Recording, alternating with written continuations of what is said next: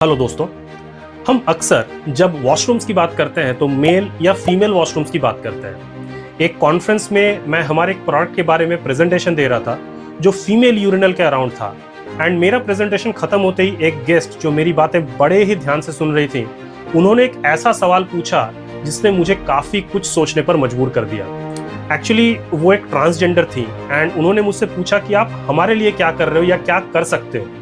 पहले मैं उनके सवाल को समझ नहीं पाया तो मैंने उनसे पूछा कि डिटेल में बात करते हैं इसके बारे में, मैं थोड़ा और जानना चाहूँगा। एंड उसके बाद उन्होंने जो मुझे बताया वो सुनकर मैं शॉक हो गया। ट्रांसजेंडर्स हमारे सोसाइटी का एक अहम हिस्सा है, लेकिन हम बड़े कंफर्ट के साथ उन्हें इग्नोर कर देते हैं। ट्रांसजेंडर लोगों को पब्लिक वॉशरूम्स यूज करते वक्त जो चैलेंजेस फेस करने पड़ते हैं, हम इस बेसिक नेसेसिटी के बारे में न कभी बात करते हैं न कभी सोचते हैं। ये एक सेंसिटिव टॉपिक तो है, लेकिन इसके बारे में अवेयरनेस काफी जरूरी है। तो मैंने इसके बारे में जिनसे बात की वो एक ट्रांसमैन है और उनके जो पर्सनल एक्सपीरियंसेस हैं वो उन्होंने मेरे साथ शेयर की। क्या होता है, transman are biologically female, so internally organs and body functions the same way that of a female body, which means उनको पीरियड्स होते हैं, they do menstruate, but mentally and intellectually they are male and behave like men. So when transman menstruate, it becomes even more challenging for them to use a public washroom, as men's washroom में sanitary pad dispenser या disposal की कोई सुविधा तो होती नहीं है। और इस वक्त ये एक ऐसा ऑकवर्ड सिचुएशन क्रिएट कर देता है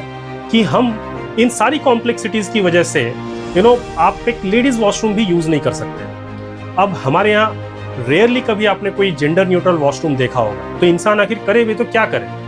We men may not be able to relate to this much because we are the privileged class among all.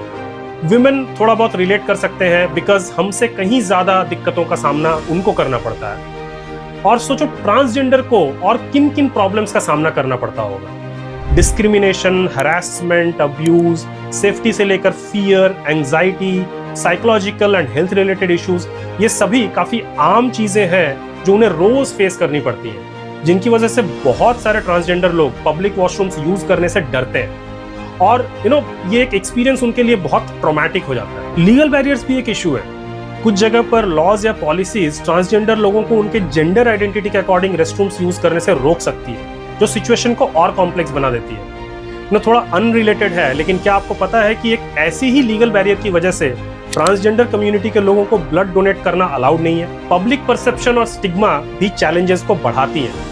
लोगों की मिसअंडरस्टैंडिंग और lack of empathy transgender issues को और बढ़ा देती है।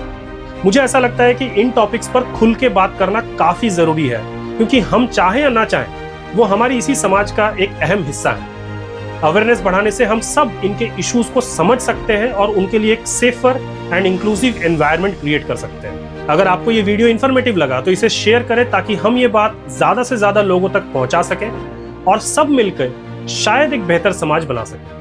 मिलते हैं अगले एपिसोड में कुछ ऐसे ही और इंपॉर्टेंट टॉपिक्स के साथ।